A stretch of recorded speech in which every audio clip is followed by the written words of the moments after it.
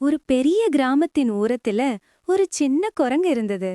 அது மரத்திலிருந்து மரத்துக்கு தாவி, சில சமயம் யாரோட மாங்காய, சில சமயம் யாரோட வாழைப்பழத்தை திருடி ஓடிவிடும்.